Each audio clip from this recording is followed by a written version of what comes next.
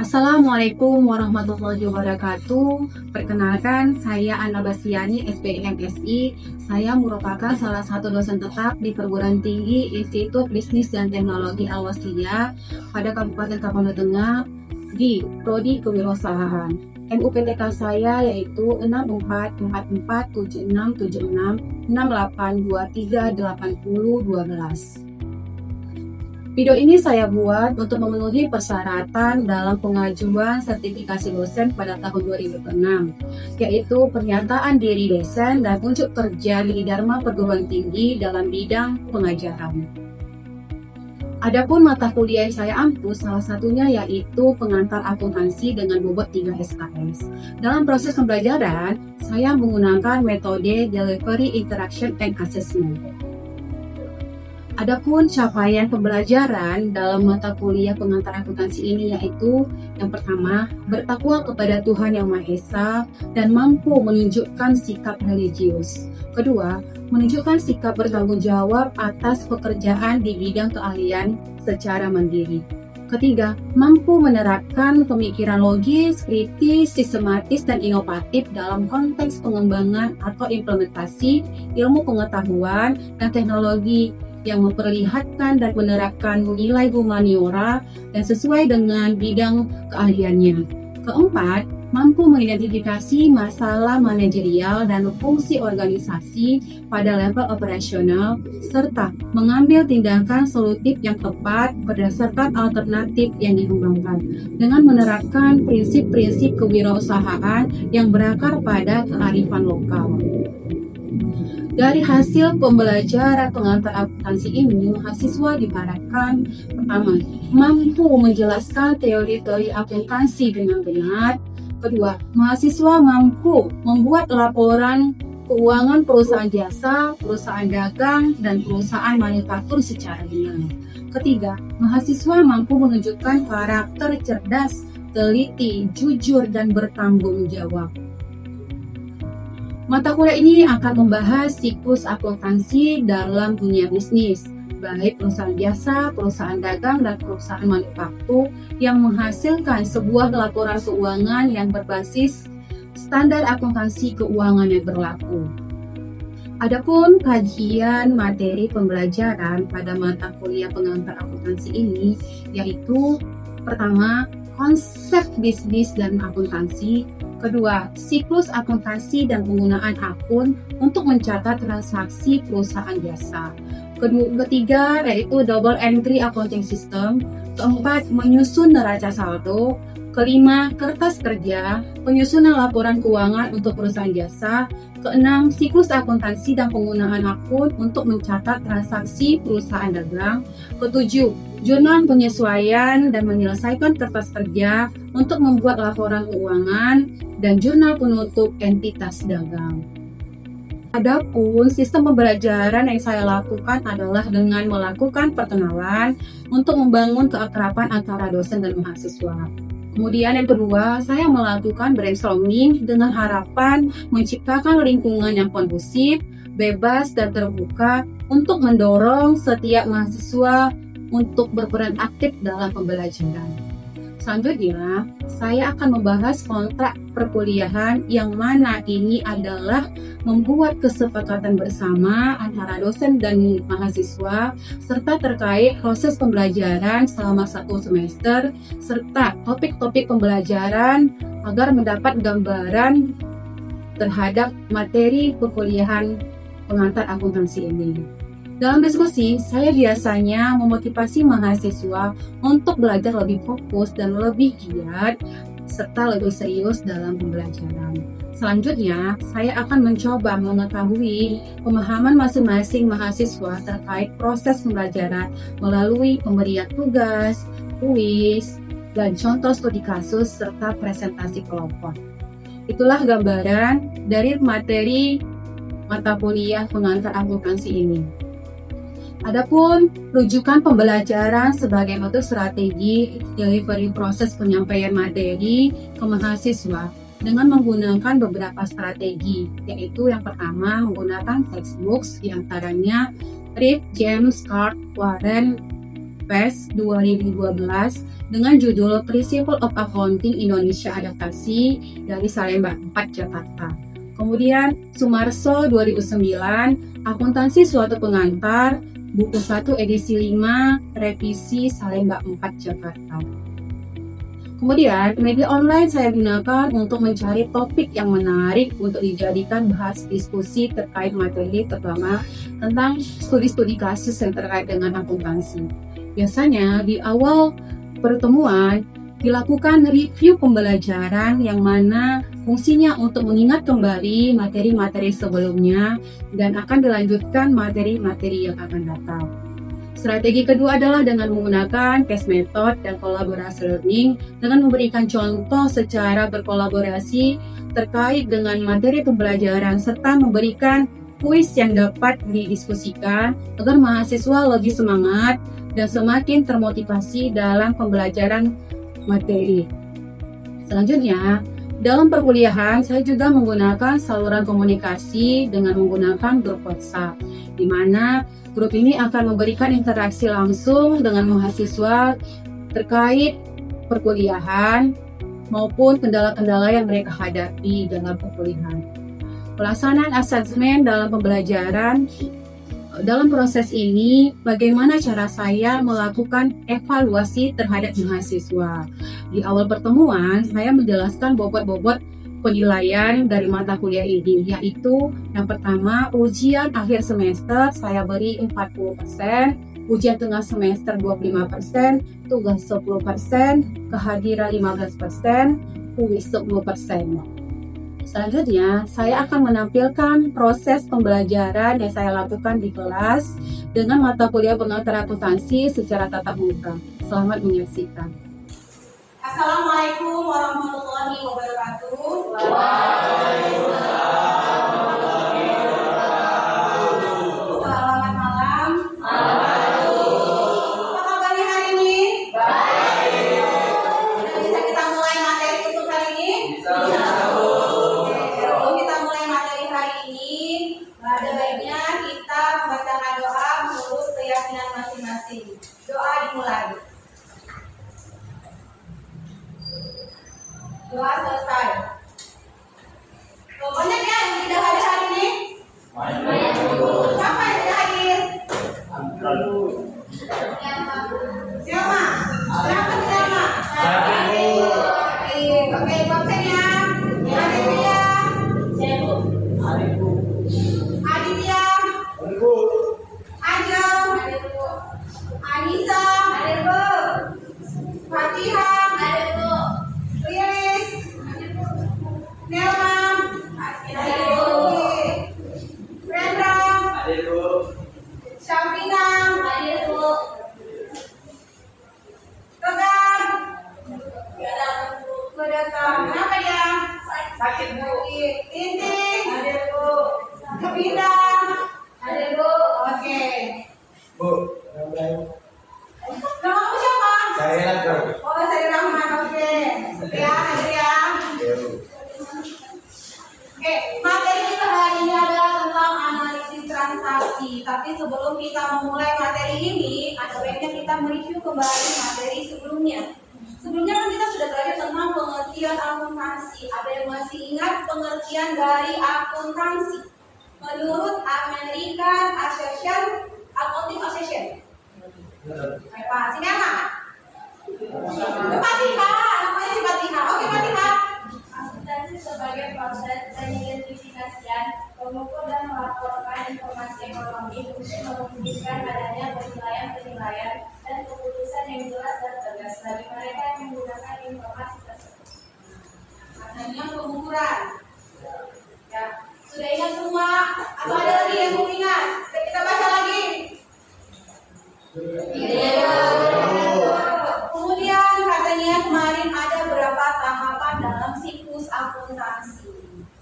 Ada berapa? Ayo, siapa yang masih ingat? Ayo Bu. Ya, Tinti. Ada berapa Tinti? Ada 3 Bu. Ada 3 katanya. Apa yang pertama? Tahap pencatatan Bu. Tahap pencatatan. Kemudian Tahap pengkisaran. tahap pengkisaran. Ketiga, Tahap pelaporan. tahap pelaporan. Jadi fungsi dari siklus akuntansi adalah tujuannya untuk melaporkan ke keuangan. Oke. Bagaimana kita membuat sebuah laporan keuangan kalau kita tidak bisa mencatat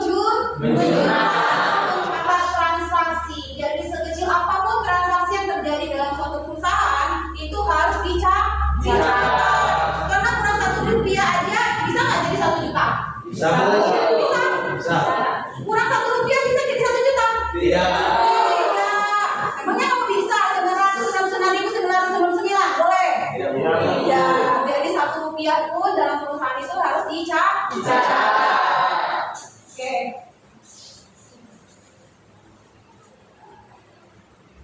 Menjurnal itu berasal dari kata jour, Prancis, bahasa Prancis atau yang berarti hari.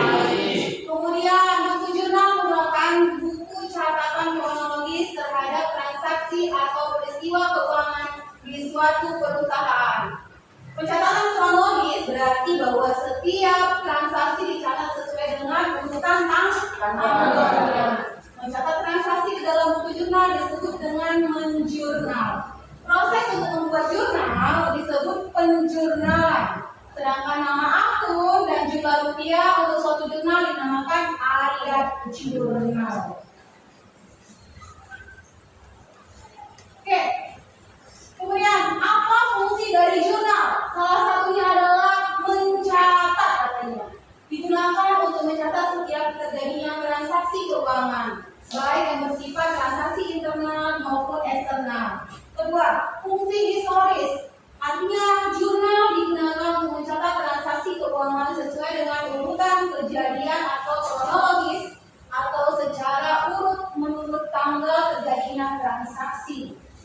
Yang ketiga, fungsi analisis. Artinya jurnal merupakan hasil analisis dari petugas akuntansi, baik yang dicatat ke sebelah debit maupun yang akan dicatat sebelah kredit. Misalnya kalian menjadi petugas atau seorang accounting di dalam suatu perusahaan. Kalian disuruh misalnya membeli spidol atau membeli alat tulis. Tetapi kalian masukkan karena kalian juga kehabisan misalnya pena, kehabisan pulpen. Kalian beli, kalian gabungkan. Jadi kalau kalian seorang accounting kalian baru tahu menganalisis bagaimana sih apakah ini transaksi dari perusahaan atau transaksi pribadi, harus bisa dianalisis itu transaksi dari perusahaan atau milik pribadi. Kalau pribadi tidak boleh dimasukkan, tetapi yang pengeluaran atau transaksi yang berkaitan dengan perusahaan harus dicatat.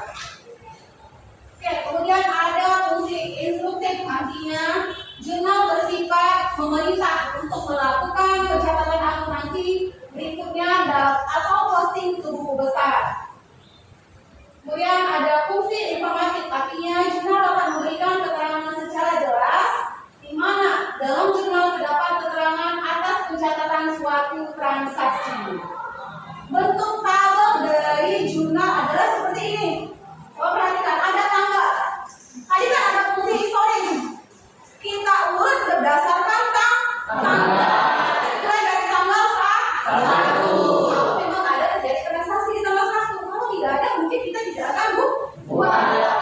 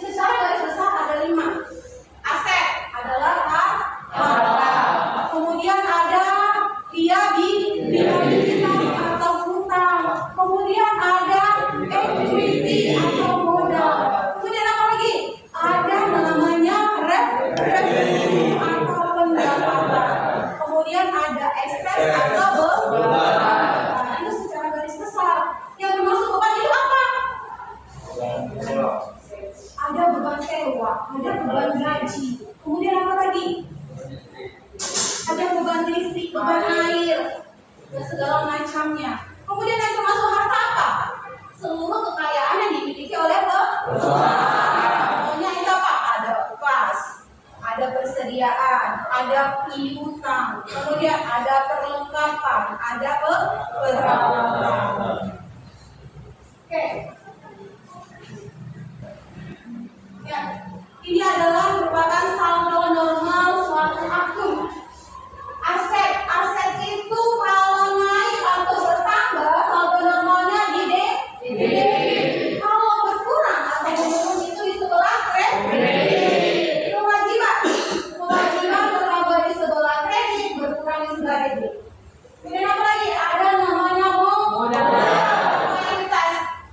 Bertambahnya di sebelah kredit, berkurangnya di sebelah debit. Kemudian ada pendapatan. Pendapatan itu bertambah di sebelah kredit, berkurangnya sebelah debit. Yang terakhir ada beban bertambah sebelah debit, berkurangnya sebelah kredit.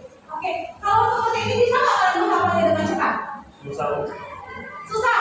Cara gampangnya apa? Kita menggunakan jari. Coba naikkan jari tangan sebelah kanannya.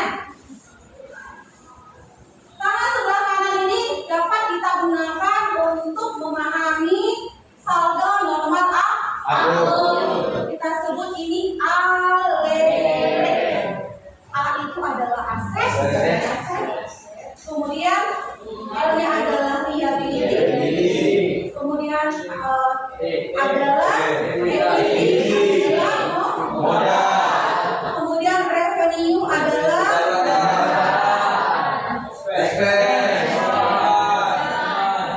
Oke, ini semuanya ada di jari manis. Sekarang kita mau mengetahui saldo normalnya seperti apa. Kita tutup yang tengah. Tutup tengah yang tiga. Yang itu adalah dari ibu jari dan yang hidup ini kita anggap bertambah di sebelah debit. Coba lihat, benar tidak? A, aset. Ini tadi aset kan? A, aset adalah harta bertambah di sebelah debit. Kemudian expense, liability, beban. Coba lihat bebannya.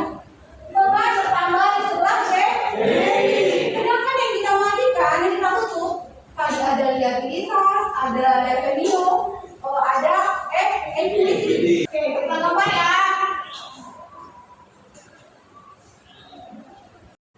Dan expense bertambah di sebelah debit. Kemudian liability, equity, dan revenue bertambah di sebelah kredit. Misalnya, kita apa lagi? Ini kita tutup yang tiga. Ini bertambahnya di sebelah kredit. Sedangkan ini itu bertambah di sebelah debit. Lebih mudah mana? Ini apa menggunakan saldo normal yang kita hapuskan? Sudah ingat alernya? Sudah. Sudah bisa kita masukkan contoh soal? Bisa. Oke, kita lihat ya. Ini contoh soalnya. Misalnya, tanggal 1 Desember.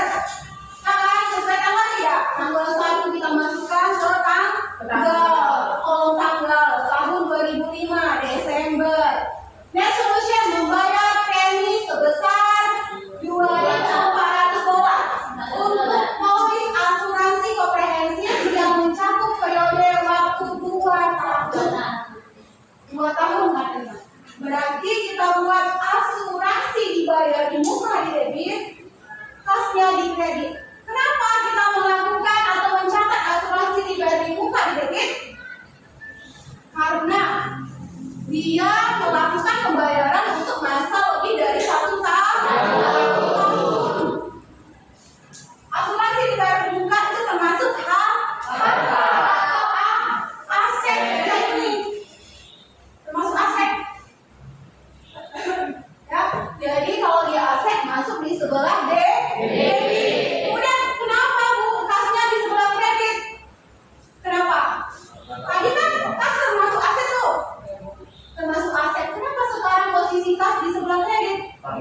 membayar premi sebesar dulu. Ya, karena membayar premi berarti kasnya berkurang. Karena menurun, makanya dia di sebelah kredit. Tadi kan kita katakan nih, aset pertama di debit. Nih, aset pertama di debit. Berarti kebalikannya jika berkurang akan sebelah kredit kalau berkurang.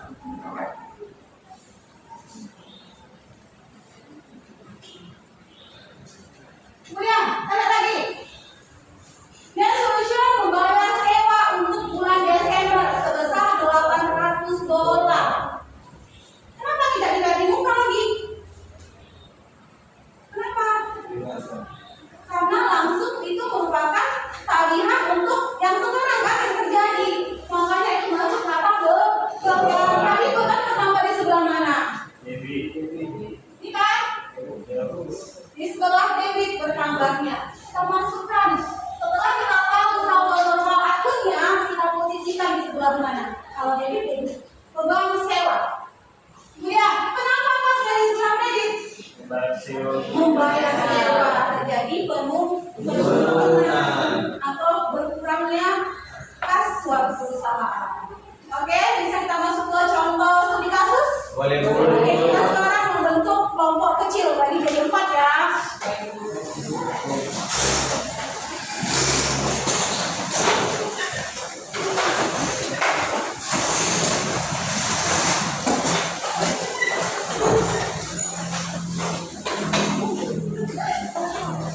Oke, ayo.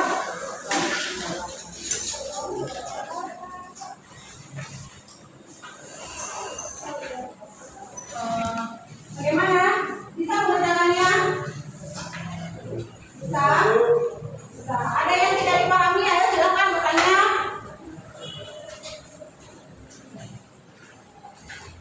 Susah soalnya?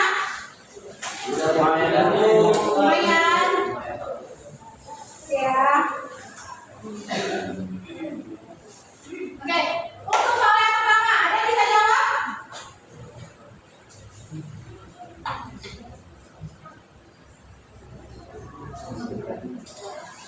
Ayo. Soal yang pertama. Karina bisa? Ya, coba diri aja diri. Biar teman-teman yang bisa ini mendengarkan dengan bagus. Ya. Bacakan soalnya dan jawabannya. Tanggal 1 Juli 2022 menyesalkan menanamkan modalnya untuk membuka usaha di bidang konveksi sebesar Rp50 juta. Nah, jadi pada bulannya di kas bertambah di debit. Mas, katanya tanggal 1 ya? Ya. Satu apa? Juli 2022. Di debit apa? Kas. Kas katanya di sebelah debit sebesar 50 juta.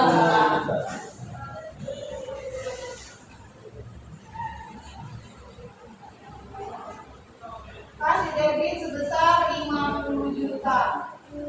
Oke, setelah kita buat di debit 50 juta, harus kita garis di sebelah kredit. Kreditnya apa?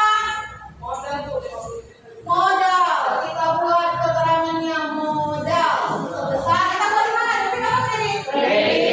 Kredit sebesar 50 juta. Oke, ini benar? Benar. Apa sih Hatrina? Benar. Apa alasannya ini benar? Kas termasuk apa? Oke, berarti bertambah di sebelah debit. Kemudian modal kenapa di sebelah kredit? Karena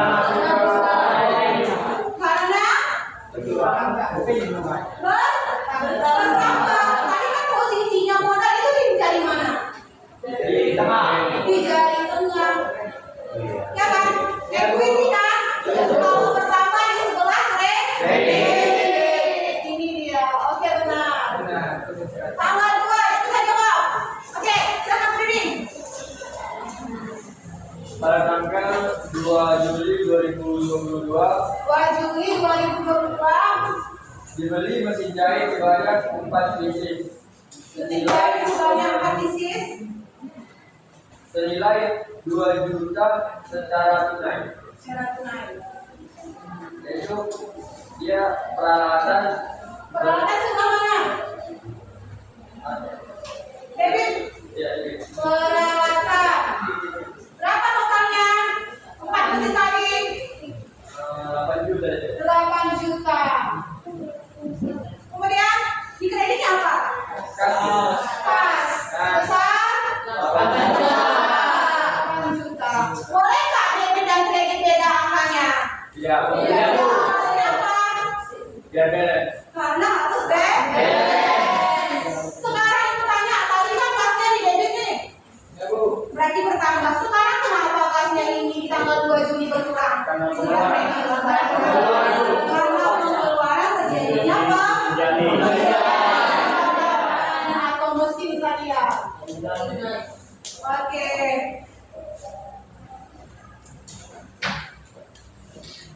Jadi sekarang kalau kalian membuka suatu usaha, perlu nggak kalian mempelajari atau menerapkan pencatatan transaksi ini atau menjurnal ini ke dalam usaha kalian? Perlu, sangat perlu, memang sangat perlu. Kalau kalian seorang owner, kalian punya seorang accounting, misalnya, dia melakukan kecurangan.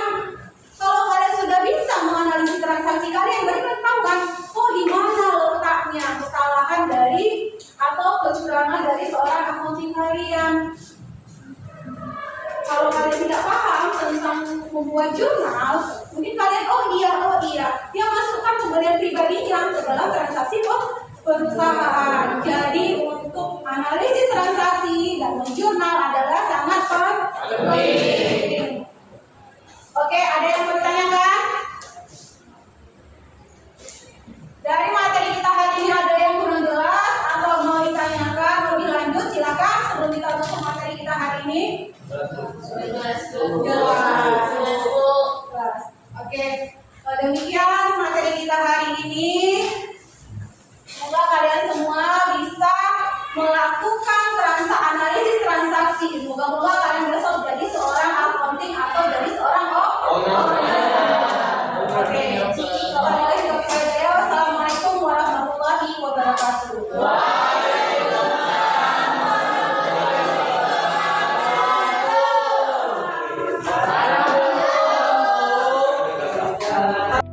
Demikianlah video pembelajaran ini saya persembahkan untuk unsur karya PDD UKT-PT. Semoga bermanfaat untuk mahasiswa dan umumnya masyarakat luas. Wassalamualaikum warahmatullahi wabarakatuh.